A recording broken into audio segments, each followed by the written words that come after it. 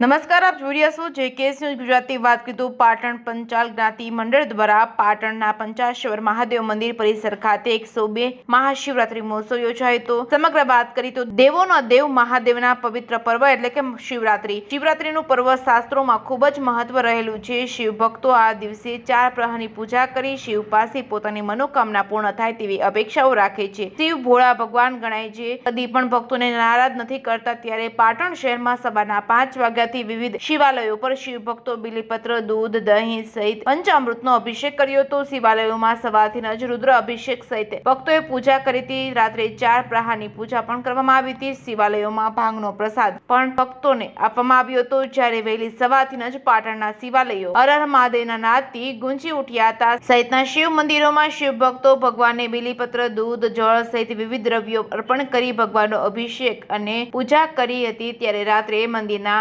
4 પ્રહારની પૂજા કરવામાં આવી હતી। JKS ન્યૂઝ ગુજરાતી સાથે પ્રવીણ પંચાલ, પાટણ। બોલો શ્રી પંચાલેશ્વર મહાદેવ કી જય। અમારું પંચાલેશ્વર મહાદેવ મંદિર નાનીસરા ખાતે પાટણમાં વડીલો પાર્ટી તમારું મંદિર આવેલું છે અને ઘણા વર્ષોથી લગભગ આજે 102મી દાદાજીની વર્ષગાંઠ અમે ઉજવી રહ્યા છીએ। આજે અત્યારે 12 ચાલે છે, ધજા ચડી દાદાની નવીન, અને બપોરે સાંજે 4 વાગે ભગવાનની શોભાયાત્રા નીકળી અને ગ્રામજનોના દર્શનાર્થે નીકળશે।